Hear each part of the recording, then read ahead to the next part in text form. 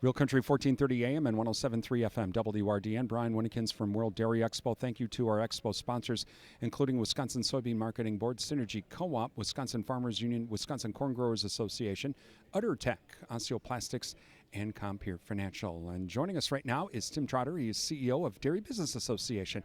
And we're going to get a little update on some of the things DBA is doing and the like. And Tim, thanks for joining us. Well, the very first thing is, like everybody in the dairy industry, Federal Milk Market Order. Oh, wow. What a topic, huh? Well, it's actually the Edge Dairy Farmer Cooperative that deals on the federal issues, which is the other hat I wear, Brian.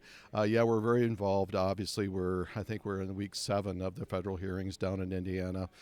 We've been leaning in pretty heavily on issues that are important to Federal Order 30 in the upper Midwest, making sure that we have orders that are more reflective of some of the market conditions we have in the upper Midwest.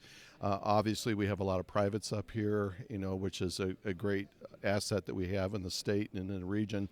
But also we need to make sure that we have, an on-ramp so that we can really look to the future and make sure that the federal orders are really encompassing what we need in our order. Obviously, there's a lot of concern about depooled milk ever since really COVID really brought that forward. So there's a lot of farmers that are really interested in how do we have more transparency in that relationship with the processors. But again, we want to make sure the biggest thing that we're really looking for is how do you have risk management? How do you manage risk going forward with the volatile markets we have? And the federal orders really need to kind of give that parameter where we have better risk management tools. So again, we're leaning in pretty heavily. We've made a lot of testimony. I think we've had some impact. I think our voice has been heard. But again, I think we need to pivot also to Congress and look at some enabling legislation that'll provide more certainty to our farms in the upper Midwest. Did you talk about some of the challenges that have always seemed to be here with the Federal Milk Market Order 30? Because we seem to have a bunch of challenges. It seems like a lot of it's that depooling issue, but other stuff like that. Depooling, and we're not a fluid milk. Really low utilization on fluid milk, which is also, kind of not troublesome. It's been a benefit for our, upper Midwest to have so much cheese and processing and a lot of innovation. But I think it's more just making sure that we give signals to companies to be innovative and invest in dairy.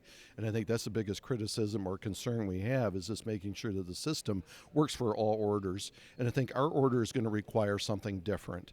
And again, that's the challenge with national policy. How do you have one dairy policy that works for all orders? Because you got the geographical differences, you have, what you make in these different products in different areas. So they're all very different, but yet we're trying to find one blazing bullet that's going to fix everything. In my opinion, we'll find some minor tweaks, but I think we need to look to legislation to give more empowerment to federal orders at regional levels. Talking with Tim Trotter, CEO, Dairy Business Association, along with Edge Dairy Cooperative as well. Tim, the Edge Dairy did get involved with some of the climate smart projects. Tell us how that's coming. Well, it's going great. We signed our contracts over 2.5 months ago with USDA.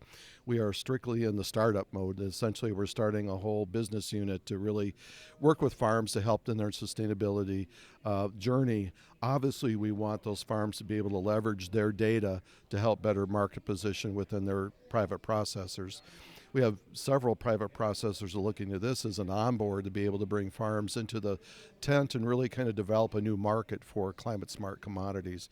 But again, it's just helping farmers have the tools they need to take the journey that fits right for their farm. We don't want to be prescriptive, and that was our whole intent with our application is empower farms to do what's best for their business and for the marketplace that they're supplying to. So it's not one size fits all, but we just want to have a robust set of tools that they can use to advance their farms and climate strategies.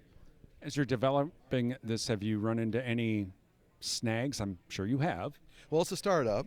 Obviously, we're doing something that's never been done in this category of dairy. We're actually doing some alignment that has never been done, and I could say that with utmost certainty. The advantage we have is we have a model that we've developed over the last 5 years through Farmers for Sustainable Food, which is an environmental arm of Edge, and we've had ongoing projects, and we've got over 200 farms that are involved at some level within sustainability. So it's basically we have to scale the work that we're doing broadly throughout our 9 states. So it's more of a startup, and how do we replicate this model and move it forward? But again, it's a startup. So of course, there's going to be some nuances of a startup that you don't anticipate. So what makes it unique? What makes it unique is empowering farmers. Farmers will decide what they want to do, how they want to do it, and how it aligns with the marketplace. That's what's interesting about this. Normally, when you hear about sustainability, it's from the top down. The brands are made these commitments at the international level, and they're coming back to the supply chain saying, we need this. Well, we're saying, okay, but we have a better maybe method of getting there. So it's really empowering the farms to have an opportunity to determine what their success is going to be and what pathway they want to take. Interesting times, to say the least. Tim Trotter with the Dairy Business Association and Edge Dairy Farmer Cooperative as well. We are at World Dairy Expo. I'm Brian Winnikins for WRDN.